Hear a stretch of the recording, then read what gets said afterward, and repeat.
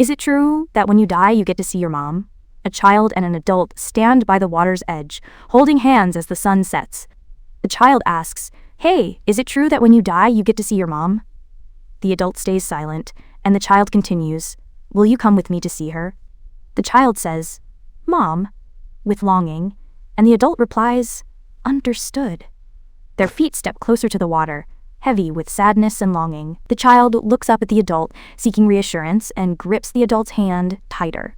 Together, they step into the water, their clothes getting soaked as they wade further in. The words "Mika the housekeeper" appear, identifying the adult. Suddenly, a black crow caws ominously, signaling a change in atmosphere. The scene turns blue and somber as Mika stands alone in the water with the town in the background. The crow caws again, echoing through the quiet. Mika walks forward, her face hidden in shadow, and approaches a girl lying on the ground. Mika stands over her, expression unreadable. As dawn breaks, Mika leaves the water and heads toward a house, the sky brightening as she arrives. Mika stands in front of a house, staring at a nameplate that reads, Asuda Nagi Ichi, Yui na ko Shoto Noa. The names Nagi Eiichi, Shoto Yui, and Noa Kaito are highlighted, establishing the household she is entering. Mika's eyes narrow with determination as she reaches for the doorknob and enters the house. Inside, a young woman stands in the living room, observing a messy table with scattered papers, a banana peel, and an empty soda can. She moves to the window and opens the curtains, letting sunlight flood the room. The young woman surveys the living room, noticing the withered plants in their pots. She frowns, disappointed by their condition, and sighs. As she turns away, she spots Mika standing outside the window, causing her to exclaim in surprise. The young woman and Mika lock eyes, tension in the air. The young woman is startled and says nothing. Suddenly, a younger girl rushes in, calling out, "One-chan!" She complains. "You did the laundry again without adding fabric softener. If you have a problem, why don't you learn how to use the washing machine?" The older girl protests. "Ha!" clearly frustrated. The younger girl continues to scold her sister. "Seriously? And you call yourself the eldest daughter?" The older girl washes dishes silently, glancing at a framed photo of a woman in a pink sweater. She stares at the photo, lost in thought, as the clock strikes 7 o'clock. The doorbell rings, and a little girl announces, "The fabric lady is here!" She runs to the door, excited, but sighs tiredly as she opens it. The little girl looks up at Mika, curiosity and uncertainty in her eyes. Mika stands in the doorway, calm and unreadable. Mika introduces herself. "I've come from the Harumi housekeeping agency. I am Mika, your housekeeper." The little girl peers at her, unsure. At the dining table, the family gathers as the father announces, "Starting today, she'll be helping us. This is Mika-san, our housekeeper." Everyone looks at Mika, sizing her up. Mika stands quietly as the family discusses her presence. One of the older boys asks, "Do we really have the budget to hire a housekeeper?" The father reassures him, "It's fine." He glances at the photo of their late mother and says, "We still have mom's insurance money." The mood turns somber as everyone absorbs the reality of their situation. The father tries to move things along, asking Mika, "So then, where shall I begin, sir?" He hesitates, scratching his head. For now." Mika suggests, "Cleaning and laundry, just everything that needs to be done right now." She ends with her signature, "Understood." Mika removes her coat and puts on an apron, tying her hair back with practiced efficiency. She stands ready in her housekeeper uniform, composed and professional. The entire family watches her from the hallway, a mix of curiosity and uncertainty on their faces. Mika turns to the family and says, "Isn't it about time you all head out?" The kids suddenly realize they're late and scramble to get ready, shouting, "Crap, I'm late, I'm late!" They dash out the door, leaving Mika and the youngest girl behind. The little girl stands quietly, clutching her bag, while Mika moves past her with purpose. A tall office building glistens under the morning sun. The father, dressed in a suit, walks down the hallway, answering his phone with a polite, "Yes?" On the other end, a woman apologizes for interrupting him during work. Harumi agrees. "Exactly. That girl never smiles and doesn't speak unless it's necessary. Her work is perfect though, but just one thing." The father sighs. "Ha!" Harumi warns, "She'll do anything she's told, even if you don't say it directly, so please be careful, okay?" The father is confused. How is that a problem?" Harumi explains, "That's why it's kind of like this 6, to put it extremely 6 inches. Harumi says, if someone told her to kill a person, she just might actually do it." The father's eyes widen in shock. "Eh?" Night falls as the father returns home, tired from work. He opens the door and pauses, surprised by the warm, inviting glow coming from inside. Mika's coat hangs neatly by the entrance. The father calls out, "I'm home," as he steps inside, curious about the transformed atmosphere. Mika greets him at the door. "Welcome home, sir." The father stammers, Thanks, I'm home," but can't shake Harumi's warning from his mind. If you told her to kill someone, she might actually go through with it. He looks at Mika, unsettled by the thought. The family sits down to a beautifully prepared meal. One of the boys exclaims, This is amazing. Isn't this a feast?" Another adds, "Delicious." The father reminds, Kaito, no phones while eating, but then thinks to himself, there's a problem I just can't solve. Kaito holds up his phone and asks, "Dad, can you do it?" showing a math problem on the screen. The father hesitates, and Kaito says, "See? You don't get it either." Mika, overhearing, quickly solves the equation in her head. The family is surprised, and everyone looks at her for an explanation. One of the kids marvels, "Whoa, that's right." Suddenly, a woman bursts in, waving and calling, "Excuse me!" The family is startled. "Eh? Who's that?" The father introduces her. "This is Mita-san, the housekeeper who started working here today." The father introduces the new arrival. "Mita-san, this is Urara-chan, my wife's younger sister." Mita responds, "I am Mita, the housekeeper." Urara asks, "What are you even doing here?" and then remembers, "Ah, right! The day after tomorrow is Noah-chan's birthday, right? I came to ask what she wants." Urara turns to Noah. "Ah, that's right. Noah, what do you want for your present? I'll buy you anything you want."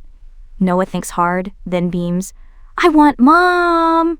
The whole family falls silent at her answer, the weight of her loss hanging in the air. The father tries to redirect. "Well, that's, how about a panda plushie? You said you wanted one, right?" Noah insists, "No, I want Mom." Mika tells her, "Don't be selfish." Noah cries, "No, I want Mom! I want to see Mom!" and bursts into tears, leaving everyone at the table in shock. Urara sighs, Geez, somebody just had to bring up birthdays, huh?" Noah continues to cry. Urara tries to calm her. "Noah-chan, I'll let you see your mom." Noah looks up, "Really?" Urara smiles. "Yeah, so look forward to your birthday." Noah's face lights up with hope. Urara stands up. "Well, now that it's settled, I have to start preparing. See ya!" The father tries to stop her. "Wait, Urara-chan, are you seriously saying something like that?" But Urara waves him off. Mika watches her leave, thinking, "I seriously doubt it's fine." One of the boys grumbles, "Geez, nothing good ever happens when Urara comes around." He asks, "So what do we do?" The father hesitates. Mika stands quietly, observing the family as they struggle to figure out what to do next. At school, a child cries loudly, and a mother scolds, "How are you going to take responsibility for this? At this rate, I can't let my child keep attending this school." Mika approaches and apologizes sincerely. Another parent recognizes her. You're from the Asuda household, right?" The parent asks to speak privately. "May I have a word?" Mika agrees. "What is it?" The parent explains. "It seems Noah-chan made Tsubasa-kun cry when she said, 'I get to see my mom on my birthday.' Tsubasa-kun apparently told her, 'You can't, your mom is dead.'" Mika listens, understanding the pain behind the words. Mika recalls, "Hey, is it true that when you die, you get to see your mom?" as she walks with Noah. She narrates, "Noah's mother is in heaven. So if she wants to see her, she has to die," he said. Mika thinks, there are people who do believe that. Noah looks up. Then, Noah asks, "Will you go with me? Will you go with me?" Mika quietly responds, "Understood." They step into the water hand in hand, wading deeper as the orange sunset reflects around them. Noah and Mika wade further into the river, holding hands tightly. Mika looks down at Noah, silent and unreadable. Suddenly, bubbles rise in the water, hinting at something ominous beneath the surface. Noah and Mika continue into the river. A boy runs up, panting, and shouts, "Hey, what the hell are you doing?" He looks shocked as he sees them in the water, and Noah turns to look at him. Startled, the boy yells, "Hey, wait a second," and rushes into the water, grabbing Mika's arm. He demands, "What were you trying to do to my little sister?" Noah looks up at him, confused, while Mika remains calm and silent. That evening, the kids gather at home, arguing, "That housekeeper is dangerous. She was definitely trying to die just now."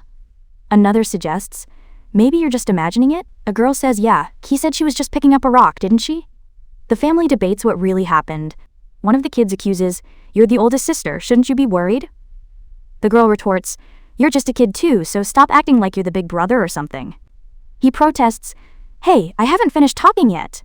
Mika enters, drawing their attention. A girl nervously asks Mika, Mika, What do you think we should do for Key's birthday?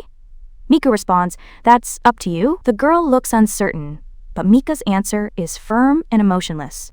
The girl watches Mika walk away, feeling uneasy. She glances at a pink sweater hanging in a room and finds herself alone, staring at the memento of her mother, lost in thought. The girl sits on her bed, checking her phone. She finds a message from her mom dated the 18th of August 2011, reading, Yui, I'm sorry. Tears well in her eyes as she remembers her mother. The scene shifts to a bright school morning. At the photography club, the girl looks at old photos on her laptop. She finds a picture of herself, her mom, and her sibling, smiling with a cake. The memory hits hard, and she lowers her head, missing her mother deeply.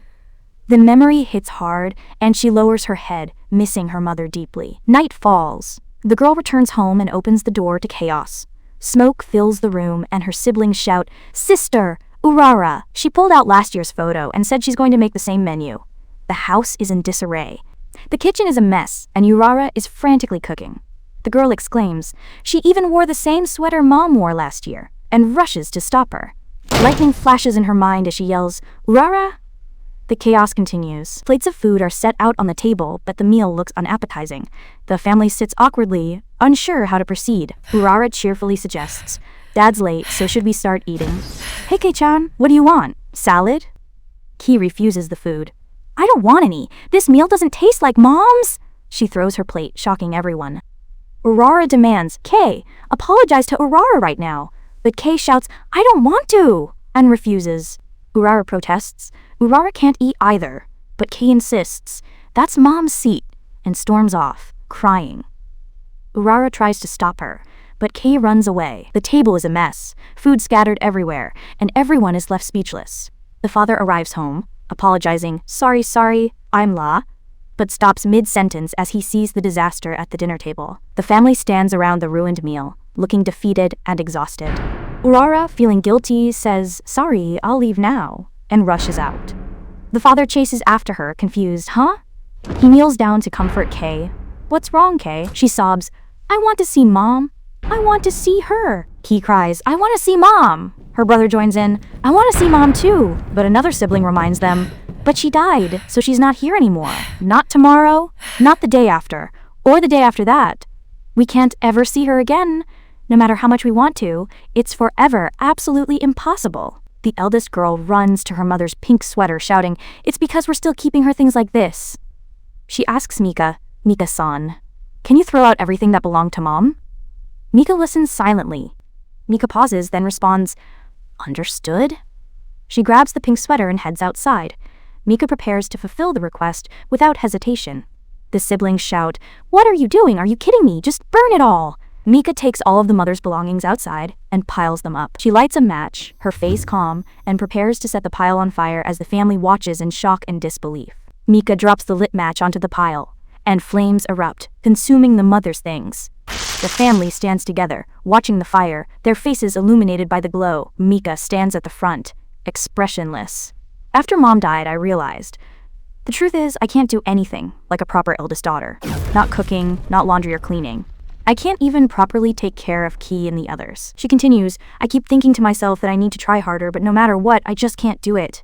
Tears stream down her face. Her brother explodes. You don't mess with me. He lunges at Mika, furious. He shouts, why would you do something like that? And tries to hit Mika, but she dodges. Another sibling yells, hey, stop it, Shoto. The father tries to calm everyone. Are you okay with this? With Mom's things gone? Are you satisfied now? Then go ahead and burn that car too. Mika listens to the chaos, then calmly grabs another box and carries it outside. The family watches in stunned silence as she tosses the box onto the fire, adding to the flames. The siblings stand together, processing the loss. One of the boys thinks, I'm the worst. Even when I try to remember Mom, all I can think of is her scolding me or being annoying. That's all I remember. I should have been nicer to her. He looks regretful, lost in thought. Another sibling cries out, what the hell am I supposed to do? I want to cry too. No matter how hard I try, she's never going to praise me again. You kept Mom all to yourself. I had so many things I wanted to tell her. The family stands together, grief-stricken. Kei asks, why'd she have to go and die like that? She blames herself. It's Kei's fault. Even though I hate tomatoes, she told me to eat them and got mad, so I said, I wish you'd just die, Mom. Then she really died. She sobs, I'm sorry, I'm so sorry, Mom. A neighbor yells, "Hey, what do you think you're doing? What if our house catches fire?" The father asks Mika. "Ah, Mika, please put it out." Mika responds, "Understood." The neighbor complains, "Seriously, because of that time, Key ends up hitting my child." The neighbor continues, "There's no mother and wife in your house anymore. Your home isn't normal anymore." Suddenly, water splashes onto her face. Mika stands holding a bucket. "My apologies." The neighbor is left sputtering, drenched. Mika explains, "I thought the fire might spread to your home." The neighbor, dripping wet, shouts, "Granny, your wig is coming off, you know? This won't be the end of it. I'll be bringing this up at the neighborhood council." The family stands in silence, processing everything. One of the boys notices something on the ground. "What's this?" He picks up a small box, curious about its contents. Mika kneels down and opens the box, revealing its contents to everyone. Inside the box are several pretty stones. The father remembers, "I remember now. One time Mom was bragging.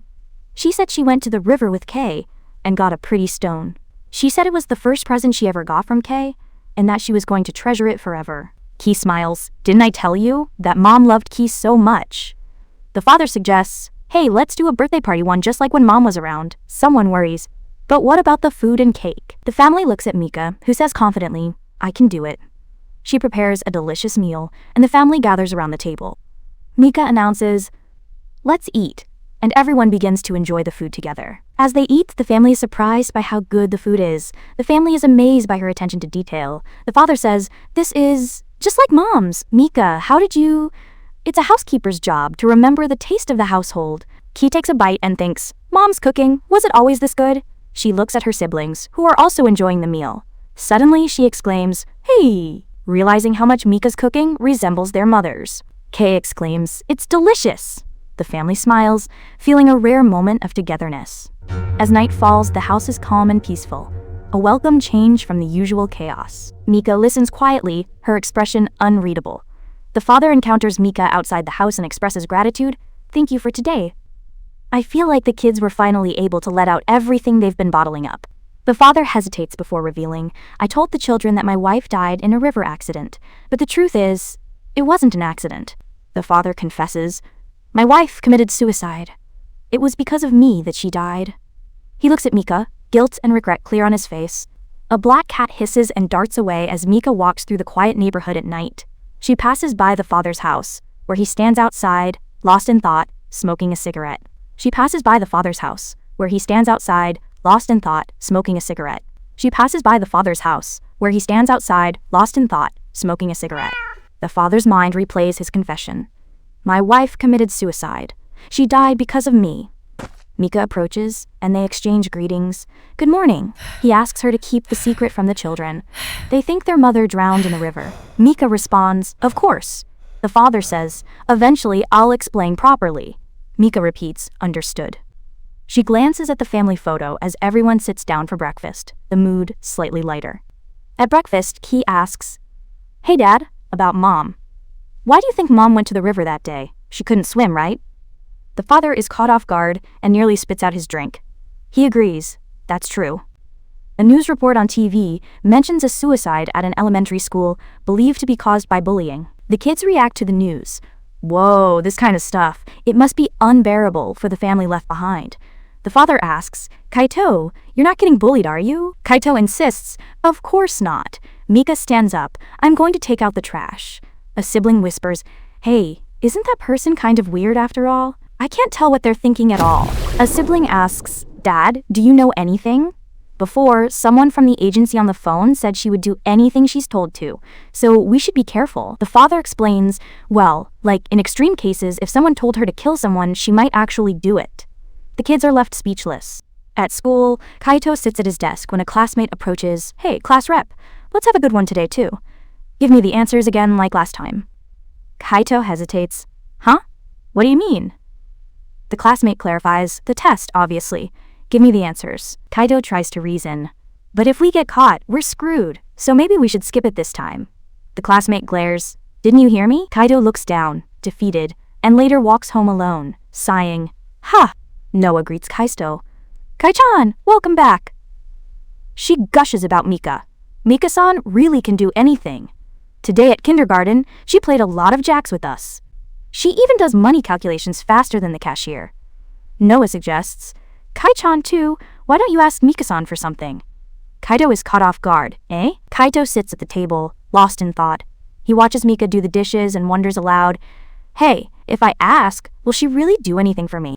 His sibling teases, you were totally thinking dirty thoughts just now, weren't you? The phone rings, interrupting the moment. Mika answers the phone, yes. She tells Kaito, Kaito-san, you have a phone call from a friend. Someone named Furuta. Kaito panics, please tell him I'm not here. Please tell him I'm not here. Mika repeats, they keep saying, please tell him I'm not here. On the other end, Furuta says, hey, class rep, after school tomorrow. Want to go buy an airsoft gun? Kaito listens to Furuta's demands. A cheap one is fine, just pay and hand it over. Or are you talking about shoplifting? Furuta threatens, do you know what happens if you run away? You get it, right? Kaito is left shaken as Mika comes home, silent. Kaito approaches Mika. Mika-san, hey, if I ask, will you really do anything for me? Mika replies, if it's something I can do. Kaito hesitates, thinking about Furuta. Kaito explains, that Furuta guy earlier, he always bullies someone in class, and everyone's troubled by it. Just now he even threatened me to shoplift. If I get caught, I won't be able to go to a private school. So, he looks at Mika, hoping for a solution. Kaito asks, tomorrow, can you take care of that guy? Mika responds, understood. Her calm acceptance is chilling, and Kaito feels a mix of relief and unease. Kaito repeats, tomorrow, could you take care of that guy? Mika replies, understood. Kaito tries to clarify, see? This kind of thing is called teaching someone a lesson, right? Something like that. Mika simply answers, understood. The scene shifts to a display of airsoft guns in a store. Furuta and his friends pick out an airsoft gun. Let's go with this one, go on! Kaito hesitates, but Mika approaches and says, excuse me, there's something I'd like to show you. Furuta looks at her, confused. Yes? Kaito points. It's over there. Furuta and his friends follow. Furuta grabs the gun, but suddenly Mika appears, blocking their way. Furuta is startled. Furuta demands, who are you, lady? Mika calmly replies, I'm the housekeeper, Mika. Furuta laughs. Housekeeper? What does a housekeeper want? Suddenly, Mika punches him in the face, shocking everyone. Furuta staggers back, clutching his face. Hey, what the hell are you doing? Mika grabs him and throws him to the ground, sending his friends running in fear. Furuta tries to get up, but Mika pins him down. Kaito watches, stunned.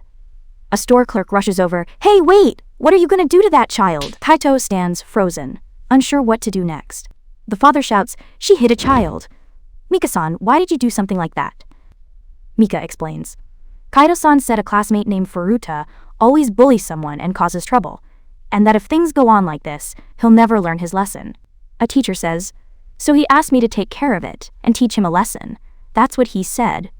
Kaito is questioned, did you really ask her to do that? He admits, it's not like I thought she'd actually do it, but it's true that everyone's had a hard time because of him.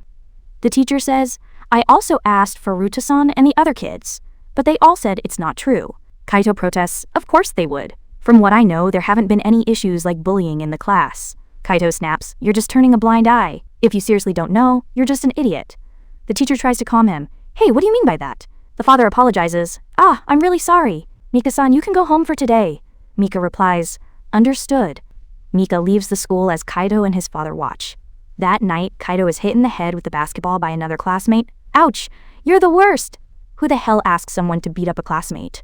A sibling tells Kaito, I get how you feel, but still, you should apologize now. Kaito protests, why do I have to do that? The ones who are wrong are Furuta and Mika-san. Even if someone told her to, a normal person wouldn't hit a kid. The sibling agrees. Well, that's true, yeah. Kaito asks, Dad, is that woman really okay? The siblings discuss whether they should get a different housekeeper. If anything else happens, it could get serious. But one says, no, I want Mika-san. Another agrees, yeah, you're right. The father visits the Harumi housekeeper agency and asks, could we please get someone else? Harumi listens to the request and replies, understood.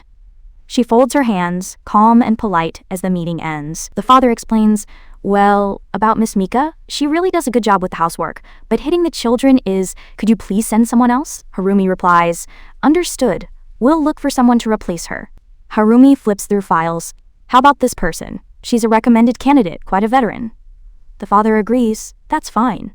Harumi says, we'll have her start tomorrow, so please fill out the paperwork. The father hesitates. About Miss Mika. Harumi reassures him. We'll tell her something appropriate from our side. The father wonders, what kind of person is she really? Harumi responds, well, the kids are curious about her. She never smiles, and we're wondering what might have happened in her past. The father asks, that's confidential? Harumi says, it's not that she doesn't smile. She can't smile. The father is confused. Huh? Harumi explains, she decided herself that she mustn't smile. The father asks, what does that mean? Harumi realizes she's said too much. Oh no, forget I said anything. The father sighs, left with more questions than answers. Kaito finds his shoes stuffed with nasty notes. The worst. Hypocrite! Godzilla! You're disgusting! Just die! He looks up and sees classmates watching, snickering. Kaito is hurt, but tries to keep his composure as he leaves school. At home, the family knocks on Kaito's door. Kaichan, come out! Enough is enough already. Kaito yells back, if you won't go, I'm coming into your room. The door unlocks, and Kaito bursts out, angry and defensive. Kaito declares, I'm heading out. His brother asks, Shoto, where are you going? Kaito snaps, isn't it obvious? I'm not going to school anymore. It's a public school, so I can still graduate no matter how many days I miss. Studying at cram school will let me focus better on entrance exams. A sibling confronts Kaito. Are you serious, Shoto? Kaito insists, I'm not like Sho. I'm going to a private junior high and get into a university that won't lose to Dad's alma mater. I don't have time to waste hanging around with some worthless classmates. He looks at his dirty shoes, frustrated. Kaito stands in the entryway, staring at his ruined shoes. He puts on a clean pair, steps over the dirty ones, and leaves the house, determined to move forward. At school, the teacher says, then for today, let's start from problem 4. Kaito sits at his desk, but classmates poke him and pass a note. He opens it and is startled by its contents. The note reads, when you're done, come to the gym storage. If you run away, I'll seriously kill you. Kaito looks up to see Furuta holding an airsoft gun, grinning menacingly. Kaito flees, running through the dark streets, panting in fear. Kaito runs into Mika on the street, startled. Mika greets him calmly. Kaito, out of breath, says, it was a short time, but thank you for everything. Mika just looks at him, silent. Mika says, the master has given me my leave. Well then, excuse me. She turns to walk away. Kaito calls after her, wait a minute, take responsibility, it's your fault. Because of you, I'm in big trouble now, so could you kill him for me? He looks at Mika, pleading. Kaito, desperate, explains, that guy Furuta, he said he's gonna kill me and he's waiting at school. Even if I stay alive, I'll just keep causing trouble for everyone. Mika listens to Kaito's desperate request, then responds, understood. She repeats it, understood. Kaito stares at her, unsure if she's serious or not, and the two stand together in the quiet street. Mika walks away under the crescent moon, disappearing into the night. The street is empty and silent, leaving Kaito alone with his thoughts as the story ends for now.